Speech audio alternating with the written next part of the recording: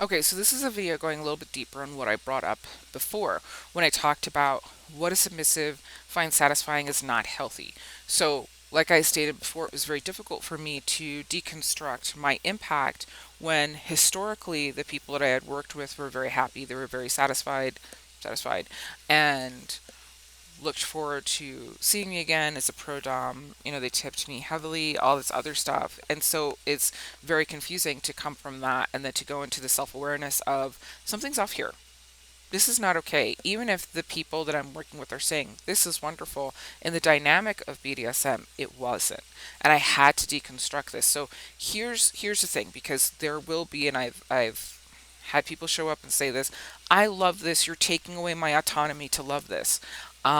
You don't have autonomy in BDSM. It's all gaslighting and grooming, and it's set up to actually deconstruct your autonomy and to imprint obedience. And so then what happens is you get confused and you think your obedience is autonomy. It's insidious. It's insidious. It's like I said, not everyone's doing it consciously, and it's not always or not usually a conscious interaction if you're dealing with a dom who thinks they're healing. They usually really believe this, and they usually aren't even conscientious that this is happening. They're usually not conscious that this is happening. But it's in the undertow of all of BDSM. It's already set up to gaslight you into believing that your obedience is autonomy. Think about that for a little bit. And like I said in the last video, in one of the last videos, is BDSM is a microcosm of society. Society is set up to also make you believe that obedience is autonomy. So obviously, it's going to be very easy for that stuff to just kind of be filled in. So if you're identified as a sub in BDSM and you are now saying, I loved what I did and you can't take that from me, I'm not trying to take anything from you. I'm not. What I'm trying to point out is you your autonomy. I'm trying to point out your actual autonomy because BDSM takes that away. So I'm fighting for people to have autonomy. Really question things because there's this thing, this elation that people may feel. As BDSM, it it creates a chemical reaction in the body. So people respond to these chemical reactions.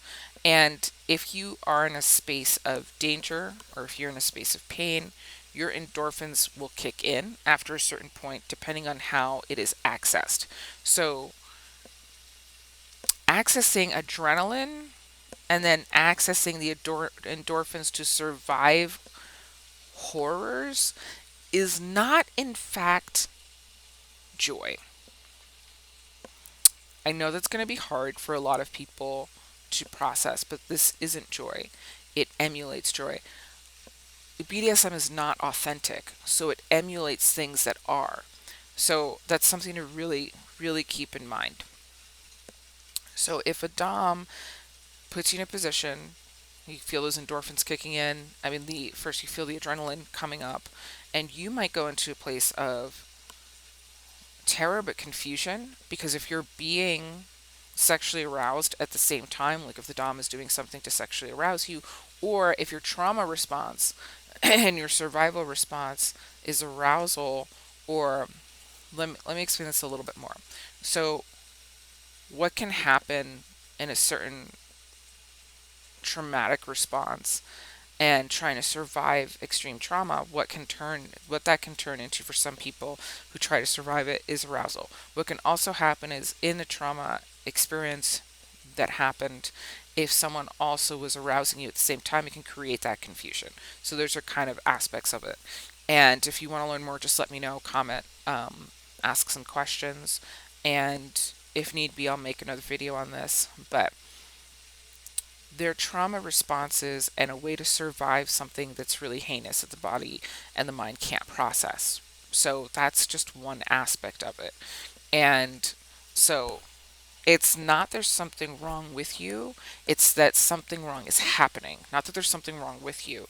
So if you get aroused by certain things, it doesn't mean there's something wrong with you. It does mean that something that your mind and body has been confused through trauma, some kind of traumatic event, or conditioning or grooming to make this arousal, like to make this horrifying experience arousing. Also, it's like I said, it's a survival mechanism. So your mind might be trying to process something really heinous that it can't, and arousal is a safe way to do that. It can also just be not that um, pointed. It could just be the body being aroused in because arousal is not just sexual. The body can be aroused into like during a horrifying experience, um, and then it can be mistaken as sexual. Um, I don't. I'm gonna try my best to explain that as best I can, and I'll share more on that too in other videos. And if you want to see, if you have more questions, ask them in the comments, and I'll probably make a more intensive video on that specifically, and as a general conversation about arousal, because people kind of get confused. But if you're afraid, your body can feel aroused at the same, like, as well as a survival response. It doesn't mean that arousal is automatically sexual, but we have been taught to translate any type of arousal as immediately sexual. I hope that makes sense. But again, ask questions if it doesn't.